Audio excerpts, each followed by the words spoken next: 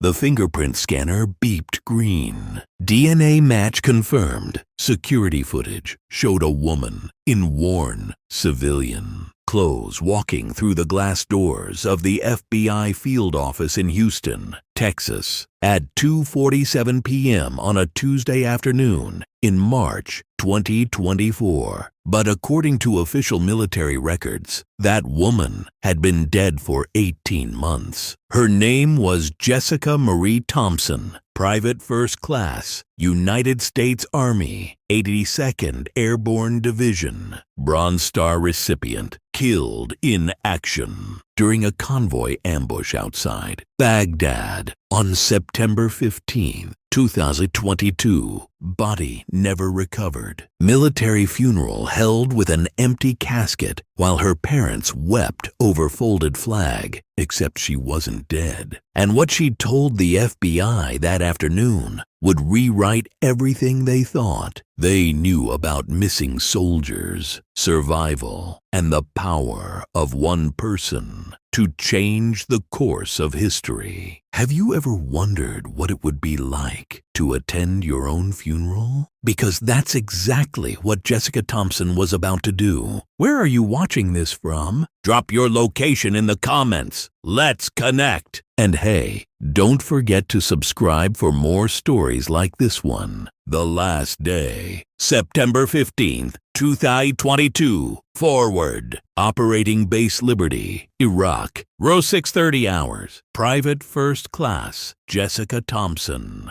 zipped up her body armor and checked her rifle for the third time. At 22, she was the youngest soldier in Bravo Company, but already respected for her calm under pressure and her uncanny ability to spot IEDs before they spotted her convoy. Thompson, you're riding shotgun in Vehicle 3. Sergeant Martinez called out. We've got medical supplies to deliver to the clinic in Sadr City. Should be a milk run. Jessica nodded and climbed into the passenger seat of the armored Humvee. Behind the wheel was Corporal Jake Morrison, a 19-year-old from Nebraska. In the back seats, Specialists Davis and Chen were arguing about whose turn it was to carry the radio. They'd been driving for 27 minutes when the world erupted. The IED was buried beneath construction debris, motion activated, powerful enough to flip a 5-ton truck. Jessica saw the flash before she heard the explosion. Training kicked in. She was reaching for her radio when the shockwave hit their vehicle like a giant invisible fist, lifting the Humvee off the ground and flipping it twice before it came to rest upside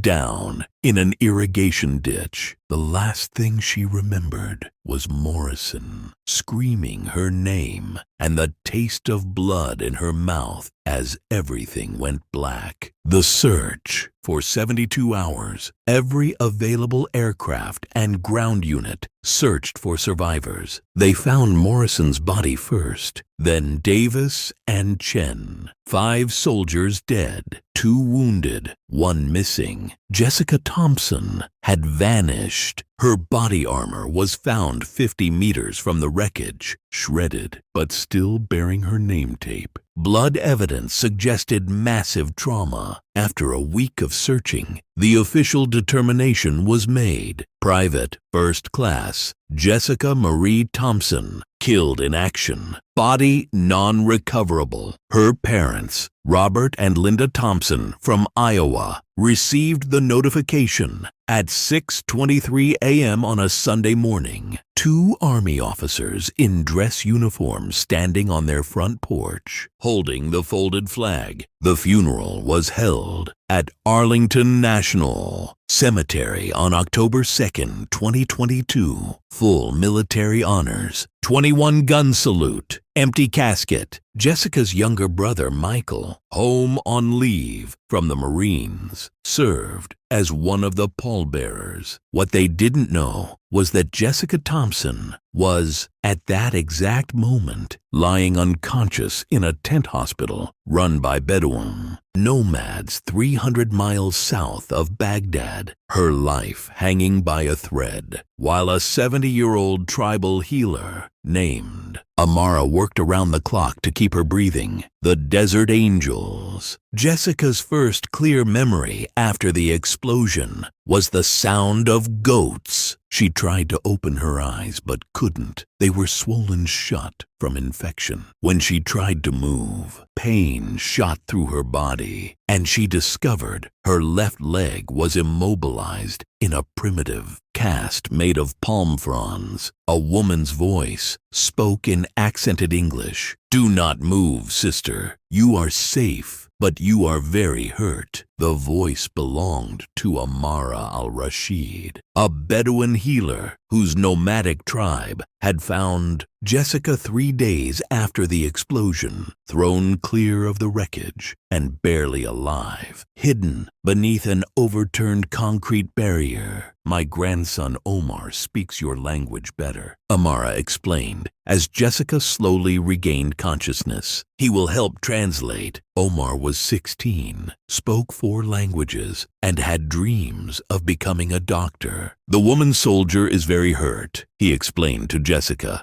"Grandmother says you have broken ribs, broken leg, head injury. She thinks you will live, but you must rest for a long time." Jessica tried to process this through the fog of pain and medication made from desert plants. She was alive, but barely. Her rescuers were civilians who should, by military logic, either kill her or turn her over to hostile forces. Instead, they were nursing her back to health. "How long?" she managed to whisper. Omar consulted with his grandmother in rapid Arabic. "She says months, many months. Your head injury is very bad. You forget things, remember things wrong." That's when Jessica realized she couldn't remember her own name. The lost months. Traumatic brain injury is a thief that steals pieces of your life. For Jessica Thompson, though she couldn't remember being Jessica Thompson, the world became disconnected moments, held together by the kindness of strangers. She remembered being a soldier. She remembered explosions and gunfire, but she couldn't remember her name, her unit, or where she came from. When she tried to recall her family, she got fragments: a farmhouse, a woman who might have been her mother, a young man in uniform who felt important but nameless. The Bedouin tribe accepted her partial amnesia with the same grace they'd shown in saving her life. She became simply sister, and they included her in their daily routines as they moved through the desert following ancient migration routes that predated the borders drawn by modern governments. The tribe's movements were seasonal and purposeful, but they kept away from areas controlled by either American forces or the Iraqi government. They were a people caught between worlds, suspicious of all uniforms, and committed to ancient ways that had kept them alive for thousands of years. Amara worked patiently to heal not just Jessica's physical wounds, but to help her recover mentally. Desert medicine relied heavily on herbal treatments that modern doctors would later confirm had genuine neurological benefits. She used combinations of herbs to reduce brain swelling, pressure point techniques to stimulate memory recovery, and meditation practices that helped Jessica's damaged neural pathways. rebuild themselves slowly, painfully. Jessica's memories began returning in pieces. She remembered her first name after 2 months, triggered by a childhood lullaby that Amara hummed while changing her bandages. Her last name took another month, coming back during a fever dream where she heard her brother calling her name. Her unit designation came back in her 4th month, triggered by a nightmare about convoy procedures that left her screaming her service number in her sleep.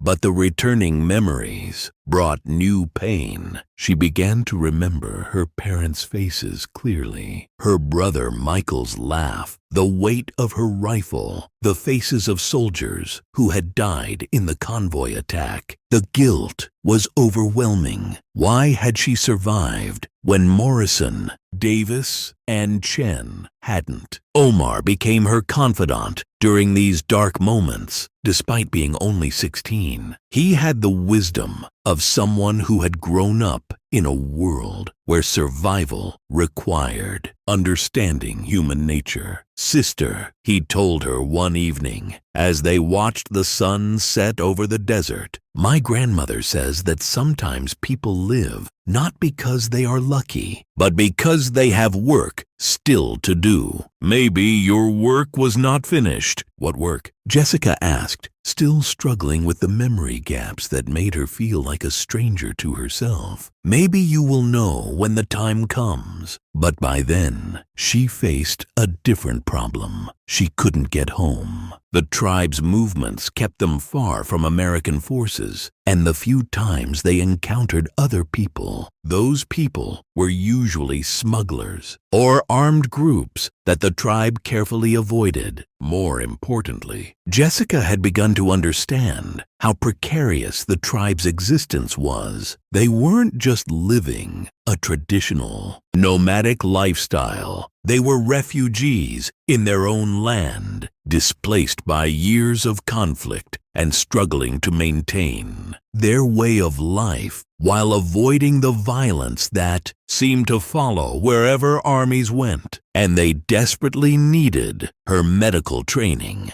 Jessica might not have remembered everything about her past, but her hands remembered how to treat wounds, recognize infection, improvise medical procedures with limited supplies. The skills the Army had taught her became essential to the tribe's survival as they dealt with injuries, illnesses, and the constant health challenges of desert life. She delivered 2 babies during her time with the tribe, including Omar's cousin's daughter during a difficult breech, birth that would have been fatal without someone who understood basic obstetrics. She treated a scorpion sting that nearly killed an elderly tribal elder, recognizing the symptoms of neurotoxin, poisoning, and improvising an anti-venom treatment using techniques she'd learned in combat medic training. Most importantly, she helped the tribe deal with a cholera outbreak in their 7th month together. Using her knowledge of field sanitation and water purification, she was able to contain the disease before it spread beyond the first few cases. Without her intervention, the entire tribe would likely have been wiped out. Omar's grandmother had saved her life. Now, Jessica found herself in a position to save others over and over again. "You are our angel," Amara told her one day in broken English, watching Jessica, clean and infected, wound on a child's leg with the careful precision of a trained medic. "Allah sent you to us broken so we could heal each other." The choice. By her 6th month with the tribe, Jessica had recovered enough memory to know exactly who she was and where she came from. She could picture her parents' faces clearly. Her father, Robert, working in the cornfields of their Iowa farm. her mother Linda hanging laundry on the line behind their white farmhouse. She remembered her brother Michael's laugh, his pride when she'd enlisted, his tears when she'd deployed. She knew she was listed as killed in action and that her family believed she was dead. She could imagine them visiting her empty grave at Arlington, leaving flowers for a daughter and sister who was actually alive, living in a tent in the Iraqi desert. She also knew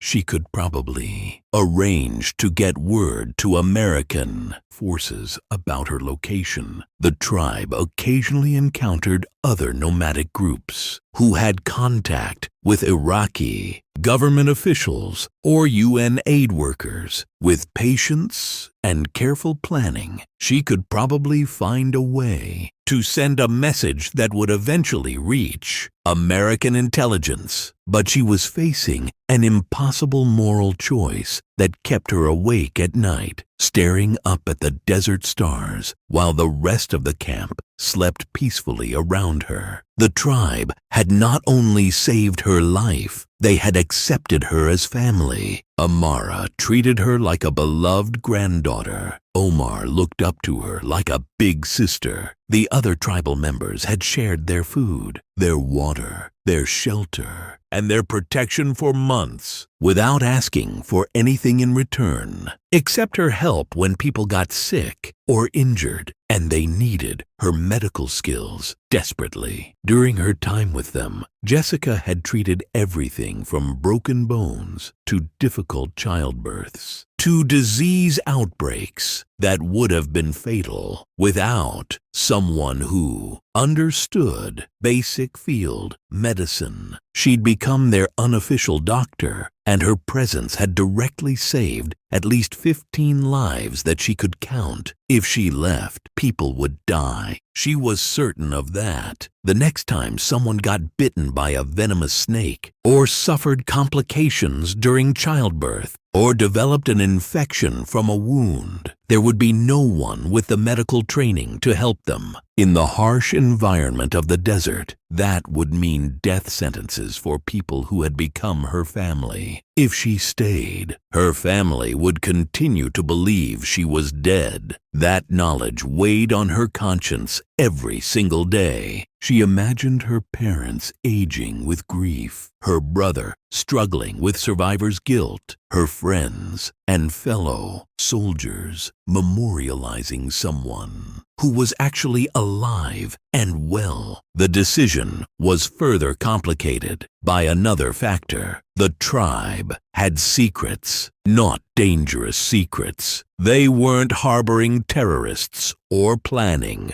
attacks against American forces, but they had information about weapons caches, about smuggling routes, about the movements of various armed groups that could be incredibly valuable to American intelligence, information they'd shared with Jessica because they trusted her completely, but information that could endanger them if it fell into the wrong hands. Over the months, Jessica had learned that the tribe's survival depended on their ability to observe and avoid threats. They saw everything that moved through their territory: weapons convoys, personnel movements, supply lines, training camps. They'd been watching ISIS remnants and Iranian-backed militias for years, not because they were conducting intelligence operations, but because their lives depended on knowing where the dangerous people were. They'd told Jessica about a major weapons cache they'd observed being established near Al-Hila. They'd described seeing chemical weapons, containers being buried in a location that American satellite imagery had missed. They'd witnessed meetings between terrorist cell leaders and Iranian operatives in remote desert locations that no official intelligence network could have accessed. Jessica realized she was carrying knowledge that could save American lives and disrupt terrorist operations. But she was also carrying the complete trust of people who had saved her life, and using their information could expose them to retaliation from the very groups they'd been avoiding. It was Omar who finally helped her see a way forward during one of their evening conversations. As they watched the goats graze in the fading light, "Sister," he said in his careful English, "my grandmother says you have a choice to make. Stay with us and help our people, or return to your people and help them. But she also says there might be a third way." "What third way?" "Help both. Find a way to protect your family and our family too." Omar's words sparked an idea that would take 3 months to fully develop. What if she could return to American forces with the intelligence information, but also arrange protection for the tribe? What if she could serve as a bridge between two worlds that had been in conflict for so long? "Omar," she said slowly, "what if we could find a way for your people to work with my people, not as enemies, but as allies?" The young man was quiet for a long time, considering the implications. "It would be very dangerous for us. Many people would call us traitors for helping Americans, and many Americans would have trouble trusting information from Iraqi civilians," Jessica replied. "But what if we could show both sides that some things are more important than politics? What if we could prove that saving lives matters more than choosing sides?" That night, Jessica lay awake under the stars, formulating a plan that would either revolutionize military-civilian cooperation in Iraq or get them all killed. The return. Jessica's plan took 3 months to execute and required building trust between people who had every reason to distrust each other, working with Omar as her translator and Amara as her advocate. She gradually explained her situation to the entire tribal council during a series of evening meetings that stretched long into the desert nights. She was an American soldier who wanted to return to her family, but she was also someone who had been saved by Iraqi civilians and wanted to protect the people who had given her a second chance at life. She proposed something that had never been attempted before: a formal intelligence sharing agreement between a nomadic tribe and the United States military. The tribal elders were initially skeptical. They had survived for generations by avoiding all military forces, whether American, Iraqi, or hostile. The idea of voluntarily engaging with any army seemed like suicide, but Jessica had spent months proving her loyalty to the tribe. She had saved lives, shared their hardships, and demonstrated that not all soldiers were threats to civilian populations. More importantly, she had learned enough Arabic to communicate directly with the elders, showing respect for their language and culture. "I am not asking you to become spies," she explained during one crucial meeting. "I am asking you to become partners. You see things that our satellites cannot see. You know things that our intelligence networks cannot learn. But you also need medical supplies, security guarantees, and protection from the groups that threaten your traditional way of life." The solution she proposed was elegant in its simplicity: controlled intelligence sharing that benefited both sides without compromising either. The tribe would share information about genuine threats, weapons caches, terrorist movements, planned attacks, but only information about groups that also threatened their own safety. They would not be asked to spy on ordinary Iraqi civilians or government forces. In exchange, the American military would provide the tribe with medical supplies, security guarantees, and formal recognition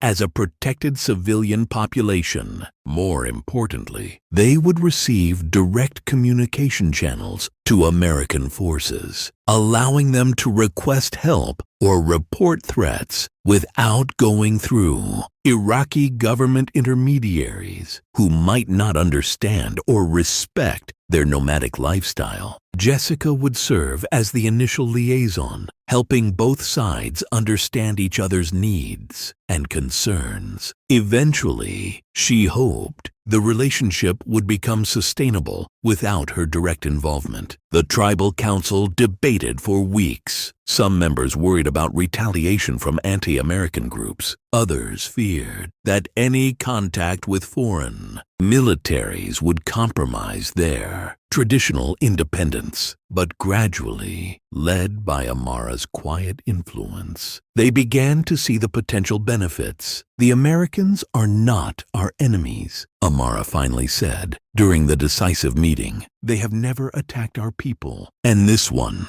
she gestured toward Jessica, "has proven that some soldiers can be trusted. If we can save lives on both sides, perhaps Allah will bless our choice." On March 10th, 2024, after 18 months in the desert, Jessica Thompson began her journey home, but she wasn't leaving alone. Omar accompanied her as the tribe's representative, carrying a letter of introduction from the tribal council and a detailed map showing the locations of 3 major weapons caches that posed threats to both American forces and civilian populations. The plan was for Jessica to surrender herself to American authorities, undergo debriefing and medical evaluation, and then serve as an advocate for the formal protection agreement. Omar would remain in American custody as both a witness to Jessica's story and a representative of his people's interests. It was a tremendous risk for both of them. If the Americans didn't believe Jessica's story, or if they treated Omar as a potential terrorist rather than a protected civilian, the entire plan could collapse. But it was also the only way to bridge 2 worlds that had been in conflict for far too long. On March 12th, 2024, Jessica Thompson walked into the FBI field office in Houston, Texas. Beside her, dressed in traditional robes, but carrying a student visa application that Jessica had helped him prepare, was Omar al-Rashid, about to become the first Bedouin tribesman to officially request asylum in the United States based on his cooperation with American military intelligence. What happened next would test every assumption both governments had about trust, cooperation, and the possibility of finding common ground in a region torn apart by decades of conflict. The investigation. The moment Jessica Thompson walked into the FBI field office in Houston, she triggered one of the most intensive investigations in recent military history. Agent Sarah Rodriguez was working a routine counterterrorism case when the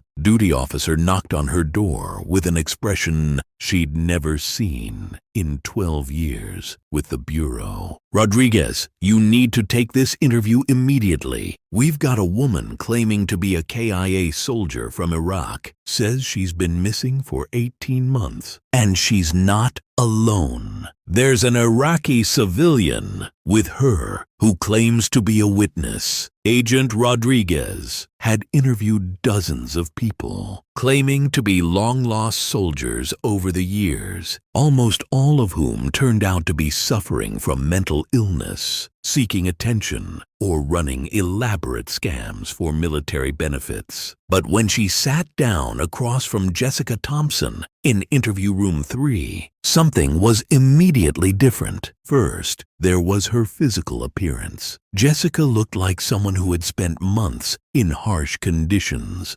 Her skin was deeply tanned and weathered. Her hands were calloused from physical labor, and she had the lean, efficient build of someone who had been living on limited rations. But more importantly, she carried herself like a soldier, straight posture, alert eyes, and the kind of situational awareness that comes from military training. Second, there was Omar al-Rashid sitting quietly in the corner of the interview room, dressed in traditional Bedouin robes, but answering questions in careful, educated English. He had documentation, a tribal identification paper written in Arabic, a hand-drawn map showing their route from Iraq to the Texas border, and a letter of introduction from tribal elders that Jessica translated word by word. But what convinced Rodriguez that this wasn't an elaborate hoax was how Jessica described classified information that had never been made public. "State your name for the record," Rodriguez began, activating the digital recorder. "What, Jessica Marie Thompson, service number 389-44-7821, private, first class, United States Army, 82nd Airborne Division, Bravo Company, 3rd Battalion."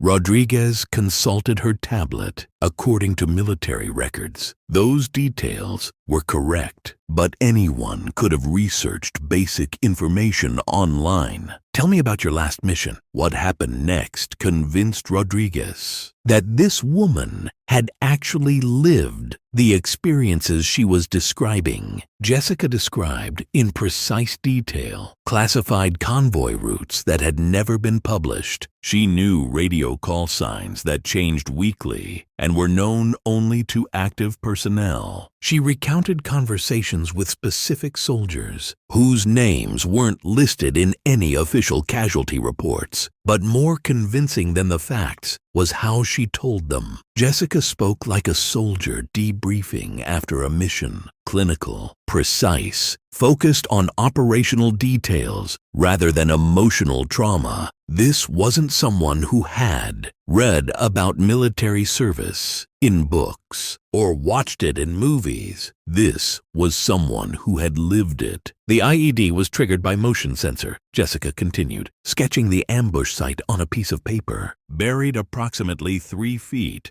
deep under a pile of construction debris that looked like it had been there for months. "The blast pattern suggests a shaped charge designed to flip vehicles rather than just destroy them. Whoever placed it understood American convoy tactics." Rodriguez took notes, but found herself studying Jessica's face as much as her words. There was something in the woman's eyes, a weight, a sadness that spoke of someone who had seen things she wished she could forget. "Ms. Thompson," Rodriguez said carefully, "I need to ask you directly, where have you been for the past 18 months? Jessica's answer would trigger a diplomatic crisis that reached the highest levels of the State Department. "I've been living with a Bedouin tribe in the Iraqi desert, Agent Rodriguez. They saved my life after the convoy attack, nursed me back to health, and became my family. And they know things about terrorist activities in central Iraq that could save American lives." She gestured toward Omar, who had been sitting quietly throughout the interview. "This is Omar al-Rashid. He's the grandson of the woman who saved me. He speaks 4 languages, wants to study medicine in America, and has risked everything to come here as a witness to my story." Rodriguez called her supervisor. Her supervisor called the Pentagon. The Pentagon called the Secretary of Defense. And by 6 p.m. that evening, Jessica Thompson and Omar al-Rashid were on a military transport aircraft to Washington, D.C., accompanied by a full team of military intelligence officers who had 47 hours of questions to ask both of them. The debriefing, the Pentagon's secure briefing room, had hosted heads of state and Nobel Prize winners, but it had never hosted someone who had been officially dead for 18 months. Jessica sat facing a panel of officers whose combined experience included every major military operation of the past 2 decades. General Patricia Hayes, Colonel Marcus Webb, Dr. Sarah Chen, and Admiral Robert Foster. Private Thompson, General Hayes began, "Tell us what happened after the convoy ambush." For 6 hours, Jessica recounted her story with methodical precision, but the real bombshell came when she described what she had learned in the desert. The tribe moves through regions our intelligence networks can't penetrate, Jessica explained, pointing to locations on a map. They see everything: weapons movements, personnel transfers, supply lines. She opened a worn notebook filled with hand-drawn maps and detailed descriptions of military activities. On November 3, 2022, they observed a convoy moving weapons from a cache near Al-Hilla to a compound outside Baghdad. The vehicles matched ones used in the attack on Forward. Operating Base Delta 3 weeks later, Admiral Foster's face went pale. That attack had killed 7 soldiers. On January 15, 2023, they witnessed the burial of chemical weapons containers in a location our satellite imagery had missed. The room fell silent. What Jessica was describing suggested that a nomadic tribe had been conducting more effective intelligence gathering than professional networks. "Why didn't you contact American forces sooner?" Admiral Foster asked. Jessica's answer revealed the moral complexity of her 18 months. "Because they needed me more than I needed to come home." The medical miracle. What happened next would challenge everything doctors thought they knew about traditional healing methods. Dr. James Morrison had never examined a patient who had been officially dead for 18 months. Jessica's evaluation at Walter Reed revealed the extent of both her injuries and her remarkable recovery. The initial trauma should have been fatal, Dr. Morrison explained to her parents. Severe head injury, multiple fractured ribs, compound fracture of the left femur, and internal bleeding.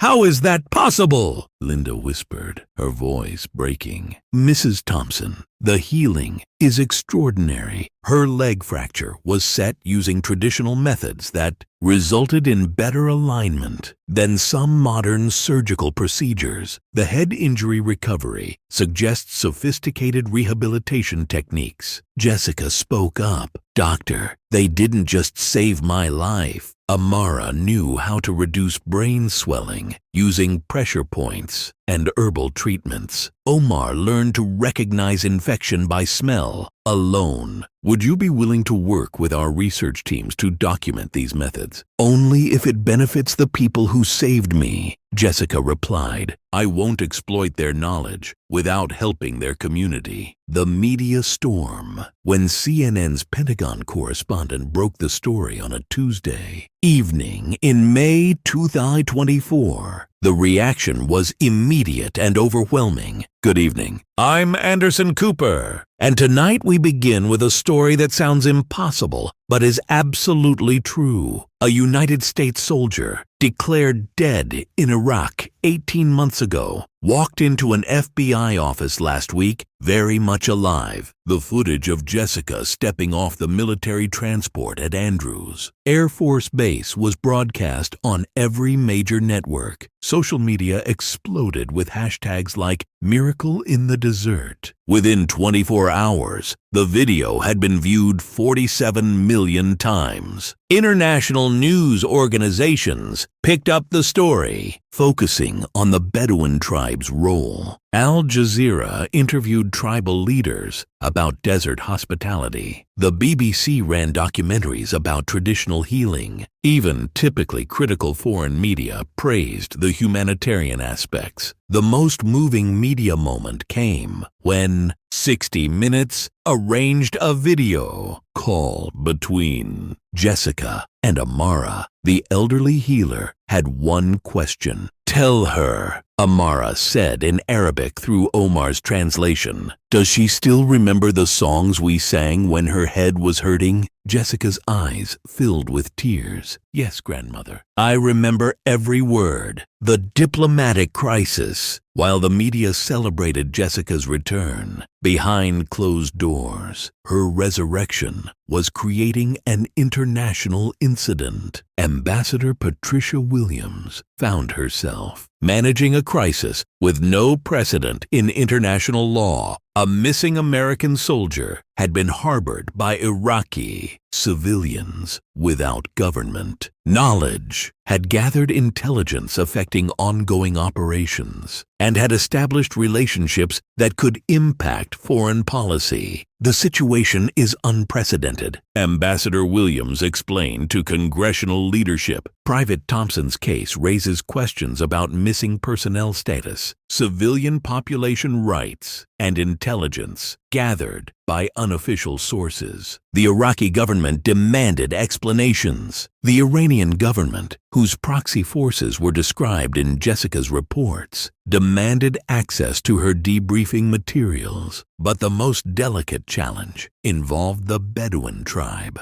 "Mr. Ambassador," Senator Margaret Chen asked, "what exactly do these people want in return?" "That's just it, Senator. They want nothing, but they deserve protection from retaliation and recognition that they're not enemies." Jessica testified, "Senators, these people risked everything to save an American soldier. They fed me with food their own children needed. They deserve the same consideration we'd give any intelligence asset." The solution required 6 months of negotiation and resulted in a first-of-its-kind agreement. The Al-Rashid tribe received official recognition as a protected civilian population, medical supplies, and guarantees that their migration routes would be respected. The wedding. On May 15, 2025, Jessica Thompson did something military protocol had never addressed. She invited foreign civilians to her wedding at Arlington National Cemetery. Amara al-Rashid, now 82, had never been on an airplane before flying from Baghdad to serve as Jessica's honorary grandmother. Omar, studying medicine at Georgetown on a scholarship Jessica had arranged, served as a groomsman. The ceremony was unprecedented. American military officers sitting next to Iraqi tribal elders, Pentagon officials sharing pews with nomadic herders, a wedding party speaking 6 languages, but sharing understanding of what it meant to save lives. General Hayes officiated. "Today we celebrate not just the union of 2 people, but the power of human connection to transcend every boundary that divides us." The most moving moment came when Omar gave a toast. "In the desert, we have saying, the guest who comes to your tent becomes your family forever." Sister Jessica came to our tent broken, and we helped her heal, but she also healed us. She showed us that kindness has no borders. As applause filled the hall, Jessica's father, Robert, raised his glass. "To the angels in the desert, and to the daughter who taught us that miracles still happen." The legacy. 5 years later, Jessica Thompson Chen continues as director of the Army's Cultural Liaison Division. The protocols she helped develop are now standard training for all American forces deployed overseas. Omar graduated from Georgetown Medical School in 2027 and now splits time between practicing in the United States and providing healthcare to nomadic communities through a foundation established with Jessica's book, Royalties. Amara al-Rashid lived to see her 85th birthday celebrated with a video call from Jessica. When she passed away in 2028, Jessica was granted special leave to attend her funeral. The first time an active-duty American soldier had been given permission to attend a civilian funeral in Iraq. The grave marker reads, Amara al-Rashid. She saw enemies and chose to see family instead. Today, Jessica keeps a photograph on her Pentagon desk, not of medals or achievements, but of herself, standing between Amara and Omar in the desert. Three people from different worlds who had found each other and created something that outlasted war and politics. Sometimes, late at night, she still hears goats' bells in the distance, reminding her of 18 months when she learned that the most important battles aren't fought with weapons, but with the simple decision to choose love over fear, kindness over suspicion, and humanity over hatred. So here's my question for you. Have you ever had someone save your life in an unexpected way? Have you ever met someone who showed you kindness when they had every reason not to? Share their story in the comments. Tell us about the angels who appeared when you needed them most. Because at Stories from Veterans, we believe that the most important battles are often fought not with weapons, but with compassion. If this story reminded you that humanity exists even in the darkest places, subscribe and share it. Help us honor not just the soldiers who serve, but the civilians who risk everything to save lives. And remember, sometimes the most powerful weapon is simply refusing to see enemies where you could see human beings instead. Welcome to Stories from Veterans, where every ending is really just a new beginning.